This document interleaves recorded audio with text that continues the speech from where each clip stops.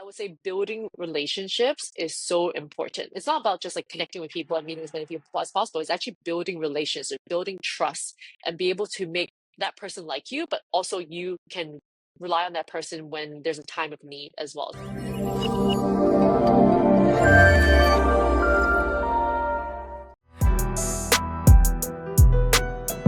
Natalie, thank you for bringing you here today. For those that do not know you, could you please tell us a bit more about yourself? Yeah, thanks so much for having me here today. I'm really excited to be sharing a little bit my story. So my name is Natalie. I am an education entrepreneur, and I've had many different career switches throughout my life in order for me to arrive here. But today I founded a company called Own Academy back in 2016, and our whole mission is to help young people find purpose in life by helping them learn from inspiring professionals and turning every industry professional into an educator through our company. Looking forward to learning more about Own Academy, and we'll definitely dive more into that later on. But for now, I would like to take you back in time. Where were you at age 16 and what were you doing? So when I was age 16, I was attending a boarding school in the US and Connecticut. And at the time, I was probably very lost and very depressed in my life and just never really knowing too much about what my direction is because I think I wanted to be an artist growing up, but that was discouraged by my family saying that you don't want to be a starving artist. And so I think that was the moment that I realized that I can't be who I wanted to be. I needed to be who my parents wanted me to be. And I think that's where I started being very lost as to what my identity is, what my direction is. So I think at the age of 16, I was just trying to go through the motions of life, trying to figure out who I am and just not really seeing sort of the next step that inspires me. And was it your decision to go to boarding school or was it your parents? Oh, it was my parents for sure. I was kind of sent against my will. I had wanted to stay in Hong Kong since I grew up there, but I definitely did not want to go away for school when I had such a good time being in Hong Kong. Looking at it later on in life, are you glad that you went to boarding school? 100%. I don't think that I would be the person I am today without the foundation of boarding school because it really formed my character. It was very challenging. I was the only Chinese girl in my entire grade. So going from a majority being in Hong Kong to an absolute minority being in the US, it was a big cultural shock, but it was also very grounding because I think you realize how protected you are when you live at home and you really don't see the side of the world that is different, I would say. I think if I had the choice knowing what I know now, I would still absolutely send myself to boarding school because the character building that it gave me. That's awesome. I can imagine as well. Were you then willing to stay in the US for university? I was in high school in Connecticut and then went to Los Angeles for university. And I had wanted to stay. I did stay in the US for a few years after graduation. But when I graduated, it was during 2009. So that was when the economy was having a big downturn. So, in fact, many companies did not want to offer international students, graduates, a visa because it costs more money. And they prefer like local hires from the US. I actually got rejected by all my job offers, and I was actually ready to move back to Hong Kong, except that I got a call back from the hiring manager of Deloitte and basically said that this year with the hiring, with the economy, they look for very specific profiles of people, but all the partners really liked me and they're opening a position just for me. And if I don't end up taking it, they would actually not give it to anybody else. I remember being on the phone being really quite shocked as to why me, because I'm not like a straight A student. I'm not like a perfect student, if you may. And I think I later on realized that, being in a big company like Deloitte, it's a client facing company. And to succeed in the real world today, it's all about how you relate to people, how your likability is. And I realized a lot of that came from me having so much hardship in my high school that sort of made me realize the kind of person that I don't want to be and the kind of person that I want to be. And that's what I think transpired through my interviews at Deloitte. And I was, very grateful to have been given an opportunity because it's not every day that a hiring manager would have told you that you're not hired and then call you back a week later and say all these really shocking things that kind of set my path on a whole new direction. Now, while you were working at Deloitte, did this impact your imposter syndrome or the fact that you are now comparing yourselves to other people because you're now in this environment where everyone is really talented? So how did this impact your self-identity? Yeah, so I think growing up, when your parents have always emphasized on the importance of education and really invested a lot of money into your education, I naturally thought that my education would prepare me for the future, and that like as long as I do well and I study hard in school, it would just be my launch pad into the real world. And I think it was from the first day of work that I was at Deloitte, I realized that nothing that I learned in school really mattered. It's really not about how much you know, but it's about like how well you connect with people, what are your soft skills, how do you connect information that seems to be disparate. So I think a lot of my realization at the work was recognizing that actually it's not about what you're studying, it's not about what you're trying to be. And I think the discrepancy there is realizing that like I actually don't know anything about the real world, and I was like really taken aback by all the time that we have spent in school that seems to be a waste. All the money that people invest into school seems to be a waste, and that's what made me realize that there's a huge gap between what we focus in the education environment versus like what the real world really demands. And that was really how I started getting very frustrated, because I'm like, there's so many people that don't have half the access that I have. Like, how would they feel if I feel like I've already gotten a lot of access and still don't feel like my education prepared me? So I think that's where I started really thinking about this gap in education. So it's less about sort of like imposter syndrome. It's more about, okay, there is really a big problem here that I did not get what I thought I would get from an education system. And that was what informed me to starting my own company today. That's so interesting that early on you were able to recognize that there is an issue and that you're able to find that niche area, because I think people usually when you're young as well, you focus more on yourselves rather than, okay, what can I change or how can I make the world a better place? So was it when you were working at Deloitte, did this inspire you to want to pursue education further? And what was it like leaving Deloitte? Yeah, so I think my first position in Deloitte was called IT advisory. And at the time, I really thought IT advisory was IT consulting. And because I studied engineering, industrial and systems engineering for my undergrad major, I know that I didn't want to be an engineer. And I thought that IT was probably the most like closest to it, but it still is very different. When I went into IT advisory, that basically means IT audit. And it basically also means that you have to audit the IT system before the accountants go in to do the audit to make sure that all the IT systems are not tampered by anybody, and there are sufficient controls to ensure there is like confidence in the numbers that are being generated. So I didn't know any of this before I went into it, and I just thought that it sounded really cool. And until I really dug deeper, and I realized that, oh wow, this is not something that I'm very interested in. And in fact, rather than being interested in IT, I'm much more interested in human. I love people and I love understanding how people work. I love how people think. I love how to motivate people. And I realized within the consulting world, there's something called the human capital consulting. So after a year of doing IT, I realized that I want to transition into human capital consulting. And that's what I made the switch.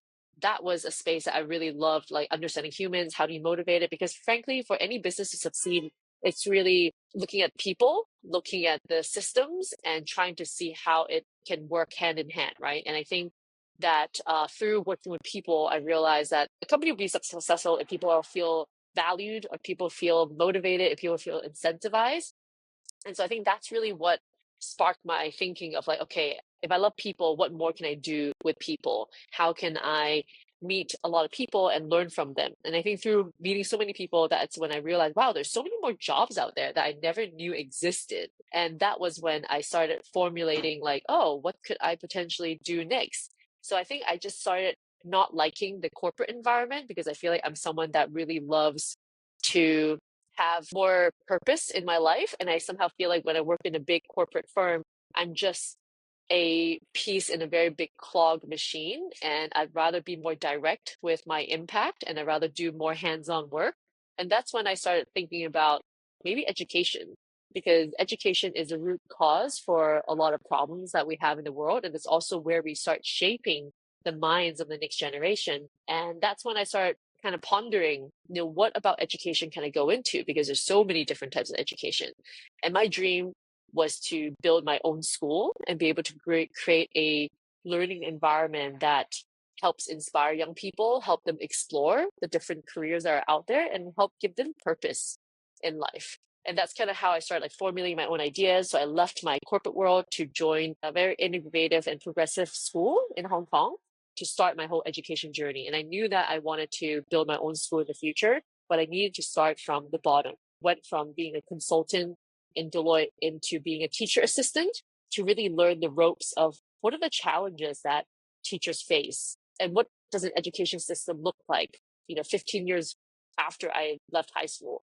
And that's kind of where I started really thinking about my own ideas and like being on the ground, working with students and like being part of that new system to develop my own idea. That's kind of how Own Academy was created. I like how you consider the wider picture. And going from working at Deloitte, that's probably a lot of parents, people's like dreams for their child to work in such a prestigious consulting firm. Now, going from that sort of environment and moving back home to then working, working your way up again, how did your parents feel about the sacrifices you made to work to get to where you are today? And obviously, them paying for your education. Yeah, so actually between leaving from Deloitte to starting my own company, I've tried many different jobs. So at one point I was actually, so I became a teacher assistant and I got my master's of education, specializing in designing powerful learning environments. And then I became a film producer. And then I basically worked for many different like side jobs to truly like find out what is it that I want to do. Because everything that I want to do is within education, but the education has many different directions and like ways to enter. I realized my talent when I became a film producer. And that was where I was just helping out a friend that was very talented. And I think that I'm someone that has been always attracted to talented people. And I just want to help them. I don't even know how to help them. I just want to help, whatever that means. I think through being a film producer was when I realized that I could create something out of nothing. And I never knew that was a skill. And I think that's something that you're not taught in school. And that's what made me realize that, oh, I'm actually really good at creating something out of nothing. And that was even before I even thought that entrepreneurship was a thing for me. So I think it was kind of slowly built out that way. And so I remember my parents were very worried when I went from being a Deloitte consultant to going into a teacher assistant job. And then they got even more worried when I decided to be a film producer and basically like quit my teaching job and just like try to go for film production. So I think there was a lot of, expectations that I had to maybe manage, but it wasn't managed very well on my side either because, your parents put you through this, paved your path for you because they're so concerned about you not being able to survive and not being able to make a living for yourself. But I told my parents that like, you have done so much for me. And I know that you have wanted to make sure that I can live a good life. But I think I need to fall on my own and make the mistakes on my own in order for me to really build a life for myself. So I think that parents were worried, disapproving, but I had to be my own self in order for me to be the person that I am. And I think that was a divorce that I have to have with what my parents had always expected me to do to what I can do now. And I think it was a tough journey for sure. It took many years for them to even understand the why behind what I do. And I think even till today, they probably don't fully understand the why. They still think that I'm just traveling around and doing things my own way. But in fact, I've actually been building a company and it's been now 8.5 years. So, but parents will always be worried. So I think it's just about how do you communicate with them? How do you bring them on your journey while making sure that you have a backup plan? Because I think that's what parents like to hear. Oh, totally. I can completely understand. And I like how you use the word divorce and the fact that I think transparency really does matter. And I think that's when I like the idea as well with a lot of Asian parents, same with mine, the whole idea of having a backup plan just in case, as long as you're trying it out. But I think the one thing I also learned is just regretting it and not even bother to trying and just not knowing the end result because we're also just usually worrying about what other people say. So one thing I like is how you were really focused on what you wanted to do despite what other people were going to say because you knew that you wanted to open your dream school. When you launched Own Academy in 2016, how long did it take for you to actually launch it? So I would say before Own Academy in 2016, I was in education for about like 3 years. I think so. I went into education in like 2018 12, 2012, 2013. Can't remember exactly. And that was when I wanted to ultimately build my own school. But I know that this is going to be a very long journey because ultimately I know that I'm going to have my own family and I wanted to put my own children in my own school. And I know that journey of creating my own school is going to take a long time. So I was like, okay, I need to start now when I'm in like my late 20s. That's when I went and became a teacher assistant, got my master's of education. And during that time, I was really observing and formulating my own ideas of what education should look like. So my whole thesis for my master's program is about looking at the motivation of learning, creating a new environment of learning where no longer are you learning from teachers, but you're really learning from the professionals in the industry. And how do you get like the latest information, the latest innovation from professionals? And then where teachers are really there to facilitate the learning. During those 3 years, I was able to formulate it. And so my company, Own Academy, is really my applied version of my thesis in my master's and being able to turn that into a practical situation and commercializing it, right? Because I think a lot of times in research and studies, it's like you have this idea, but ultimately, how do you commercialize it and making it a real applicable demonstration, basically? So that's where I was able to sort of like in 2016, when I research for a lot of other solutions because I'm someone that is very happy to be part of a mission that I think is aligned to my own values. But frankly, I just didn't see anybody doing what I want to do exactly. And that's how I decided to like start my own in 2016. So I think I've had about 3 years of preparation to create something of Own Academy. And Own Academy is really a philosophy, right? It's called Own because it stands for agency, it stands for ownership. And though seeing my own personal life, I just felt like I didn't really have much agency growing up until I decided to divorce the ideology of the kind of daughter that my parents expected me to be, but to actually become my own version. And that's where life started making sense to me. Life started being more meaningful when I actually take control back myself and be able to really discover who I want to be and the person that I want to contribute into the world. Own Academy is really a philosophy where everybody has their own academy. It's a lifelong journey. So it could be like Manav, your own academy, Natalie's own academy. It's really that journey that you're going on. And Own Academy as a company is here to facilitate that. It's here to connect you to the people that would inspire you, to here to find like-minded young people that you can learn from. So it's really a community of learning, but it's also a community of inspiration. It's a community of the right values, a similar value people coming together. So I think it's an ongoing journey. I would say that I'm on a 15 to 30 years roadmap to build my own school that hopefully can become a new education paradigm that could be adopted across schools and across country. So that's really kind of the 15, 30-year vision of Own Academy. I'm really excited to see how that goes in the next 15, 30 years because the world is also changing a lot. So, how do you learn to adapt with, for example, COVID-19 and also technology advancing? Yeah, so I think COVID-19 was really kind of an anomaly in kind of the history of our current sort of like business, in the sense that it was so sudden, and at the same time, it really challenged you to figure out how do you pivot, how do you still keep your business alive. COVID, when everything had to go online, it really gave us the opportunity to test an online model. But then I would say that the online model, in terms of the experiential education that we do, because Own Academy is very focused on experiences that transforms young people, and experiences is limited when it comes to an online engagement. So I would say that this whole COVID-19 was really a momentary sort of like pivot to figure out what the online could look like. And we had been able to do that. But ultimately, after COVID, it's really about going back into the in-person, the hands-on, the experiences, because that's really what our whole philosophy is about, is like really to be more in-person, more real, and online being more of a support. So I think there is hybrid models that we can do, but ultimately it's really about the in-person.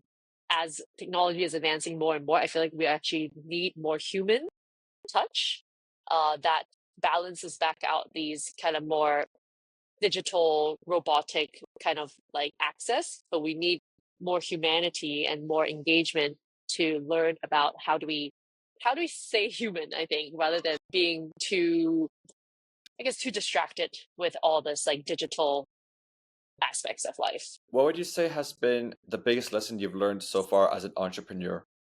There's many, many lessons. I would say that the biggest lesson is realizing that being an entrepreneur is a ongoing problem solving journey.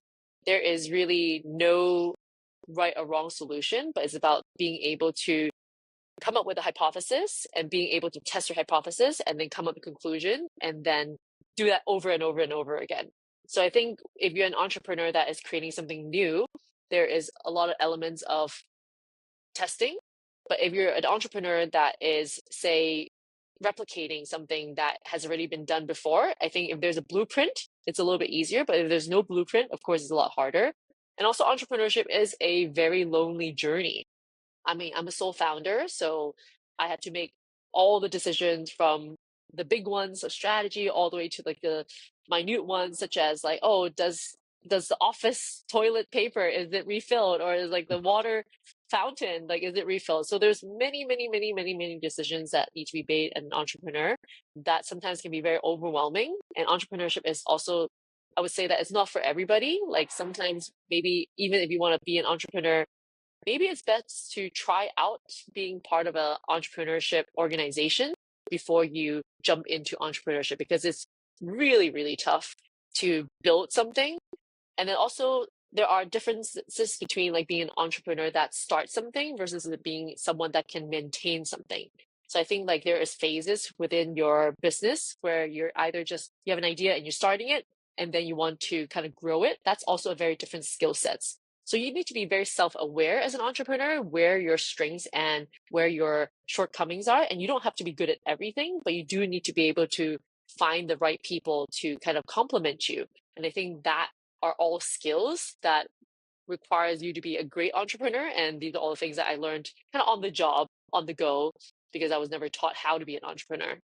Wow, I feel like you talked a lot about not just the pros, but also the cons. And I think there's a lot of the things you just mentioned right now are things a lot of people don't really see, like the loneliness aspect and how you to just be really self-aware because people are always obsessed with the end result, but they really just don't see the journey, which is why I'd like to do this in my podcasting, is just highlight the journey because nothing is easy at all. And there's a lot of sacrifices and there's a lot of like ugly things when it comes to entrepreneurship that people really don't see. Yeah, I mean, entrepreneurship is a very rewarding journey for sure for those who pursue it, but it's definitely something that you also realize it takes a lot longer to to achieve a goalpost that you have set for yourself than you initially think of. I think that when I first started in entrepreneurship, that was during the time where everybody's fundraising. It's all about like, how much money you can raise. But I actually wanted to be an entrepreneur that is more building a business that is very revenue focused rather than just trying to raise money and like not making any revenue and then grow it that way. So I think you also kind of have to know which direction you want to take. You don't always have to be 100% sure in the beginning, but it's about like kind of taking that first step and then figuring it out along the way. So I have bootstrapped my company for the past 8.5 years. And it's something that, of course, is very tough, but it's also, you get the freedom of doing and pivoting as you wish rather than having investors that sort of like dictates where you need to go because of money. And also knowing the mission of your company, right? Like Own Academy is a very mission oriented company. And I always tell people that it's mission first, money second. Of course, money is important, but we need to be very clear about our mission. And if we were creating the value will turn into to revenue, and that will be how we can sustain the company. But we must not lose focus of the why we went into this company to start with. So I think that is a constant reminder of how we operate at Own Academy. Throughout your entrepreneur journey, what keeps you motivated? Because as you're going through this alone as well, you're doing this for 8 years, you've overcome a lot of hurdles and obstacles. What keeps motivating you for the end result? Or there's no end result, just to keep going up? Yeah, so I believe at Own Academy is one student at a time because really our business is about transforming young lives, and transformation is not something that happens overnight. It happens over years, and sometimes it really takes about 5 to 7 years to see an impact of a student through an Own Academy program. So I think it requires a lot of patience. And sometimes in this very like fast paced, like, instant gratification world, patience gets forgone.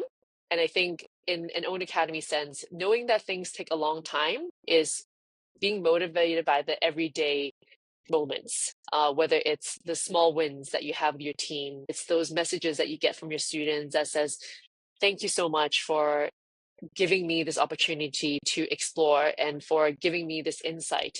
And it's like these little moments that really keeps you going. And of course, every year we have progression and every year we have successes, right? So for example, like this year is actually our biggest milestone year in the sense that we have always wanted to be very substantial within the school environment, meaning like we've been creating programs that we can implement inside the school curriculum. And this is the first year where a school, an IB school in Hong Kong, decided to do a joint high school diploma where this one student is not going to go to university. And this is a very extreme case for us. But then this student is doing 50% time at the school doing English and math and learning support, and then 50% of the time with Own Academy doing job shadowing and internship. And at the end of these 2 years is to help this student be work ready and to be very much a confident being. And of course, like this student himself, he has not flourished within the school environment because of the limitations and that the school has. So by working with Own Academy, this is the first time that a school is acknowledging the hours that are being spent in Own Academy to be part of high school graduation. And this is like a huge milestone for us because this means that when one school opens the door and accepts Own Academy for the kind of impact that we do, this means that we can go to every single school and do the same thing for different students, regardless of where they come from and regardless of which country they're based in. So I think this is a big win, but this win took 8.5 years to arrive. So it just means that it will take a long time for us to be able to create the different levels of impact. And, this is also the year that we were able to engage with a corporate client that wanted us to design a very bespoke program for their second and third generation clients' kids. And that is where we get to develop a mini MBA program that helps them understand what is it like as a 15 to 18-year-old going through a program of learning about skills that they can apply hopefully in their school but also beyond. So I think we have many different, I think we have the smallest case small moments but also the big sort of successes, the opportunities, the clients coming to us that are inbound rather than like outbound. And that is what I think keeps us going when we see our work actually moving forward, even though it's at a pace that might be much slower than we had wished for. But you have to realize that sometimes it's about the process, not about the end goal. That is absolutely amazing to hear that you're able to do that this year and how you guys had such a big win. And I feel like that definitely just tests your patience, but also it also, I guess, gives a lot of hope in the sense that while we actually achieved this, although it took 8 years, we achieved a huge milestone, and this can now prepare us for greater results to come in the future as well. So really, really, that's absolutely incredible news to hear that, and really looking forward to. I like how you said the word process rather than the end result, because the process always does. It pays off in the end for sure, and also just goes to show that hard work does make a difference, and the fact that you're able to achieve it just goes to show that who knows what else is going to come, but definitely more greater things ahead. I'm cautious that we're near the end of the podcast, so I actually have just one more question to ask. Is Actually, I'm going to combine it into two questions. So, what are you up to nowadays? Is the first question. And the second question is, if you were 21 years old, what would you say to the 21-year-old Natalie? Yeah, so we're really looking ahead to 2025. So we have been focusing on working with schools in the past couple of years. There's a B2B school direction, meaning like we work with schools and try to integrate our programs into the school's curricula. But then going forward in 2025, we will be relaunching our summer school as part of our prototype to building our own school. So our goal is to build our own school, but we wanted to really pilot it as a summer school format because that has the duration as well as the flexibility in time for students to explore something new. So we are in the process of building the summer school in Hong Kong. And our goal is to make this like Asia's best summer school, that we can really help young people aged 12 to 14 years old to explore different pathways, to explore different careers, but also to realize that it's just to have fun and be able to meet some friends and have a great time during the summer. So hopefully with this school, we can then demonstrate the success this year, and then we can open it into different campuses, whether it is in Singapore, whether it's in Dubai, or in like different parts of the world, So the idea is that we can create a network of schools that all are part of our own academy, like umbrella. So that's what we're working with mainly. We also have our event called the Own Future Fair Series, and we are launching this across Hong Kong, Singapore, Dubai, Beijing, in order for us to really reach out to young people to let them know that, here is a network of like-minded young people as well as like-minded professionals that are here to support you along your journey. So we really wanted to create communities with young people as well as parents actually that have kids and that are looking for something beyond just the academic environment to help them be part of this journey together. So that's really what we're very excited about. And in terms of what I will say to my 21-year-old self, I'm someone that learned best from talking to people and learned best from listening to people's stories. So I think I would encourage my 21-year-old self to just meet as many people as possible and to be able to connect with people across different social stratas as well as from different industries, because you realize that there's actually a lot of like patterns across industries that are transferable, whether it's through thinking, whether it's through like their systems and best practices. And to be a very well-rounded person today, I really believe in this thing called the T-shaped human, where you have like a broad level of skills, but then you have like this more mastery level of like depth that you want to go into. And I think being that T-shaped human is something that can be developed through learning from different aspects of things. Don't kind of narrow yourself into just this one specialism, but really give yourself that broad perspective. In the meantime, figuring out what you want to be really good at. So I think meeting a lot of people, I like listening to audiobooks. I'm someone that loves more audio listening and learning rather than say like reading books. And I think when I was 21 years old, there wasn't too much of a podcast culture there. So it's really awesome what you're doing here, Manav, to be able to like bring that audio visual learning to young people as well. Thank you so much. And I completely agree what you said about just throwing yourself out there and just meeting as many people as you can, whether in social environments or connecting on social media as well. I think just expanding your network is everything because I believe that your network is your net worth. So definitely. 100%, especially nowadays when everybody it's so comfortable to be behind the screen to just like try to like DM people and connect with people, but nothing beats being in person and having that like that energy exchange, that vibe exchange. So I would highly recommend any young people who are 21 years old or younger today to actually reach out to people, but ask people out for coffee and say that I'll buy you a coffee or like do a virtual coffee. So I love doing virtual coffees or like real coffees with people. And I would say building relationships is so important. It's not about just like connecting with people and meeting as many people as possible. It's actually building relationships, building trust, and be able to make that person like you, but also you can rely on that person when there's a time of need as well. So making lots of friends at the age of 21 is probably the best way forward. That's, I think, excellent advice. And definitely will also be using that myself as well going forward. Thank you, Natalie. And for people who would like to get in touch with you, what would be the best way for them to do that? So you can find me. My personal Instagram is Natalie Chan Verb, or Own Academy's Instagram is Own Academy. So you can either reach us on Instagram or on LinkedIn, or on email info@ownacademy.co. We're accessible on all these channels. Amazing. Thank you so much, Natalie, for being here today. For those that are watching, make sure to like and subscribe. A new episode will be out very soon. Thank you, Natalie, for joining us here today, and speak to you guys soon. Thank you so much for having me.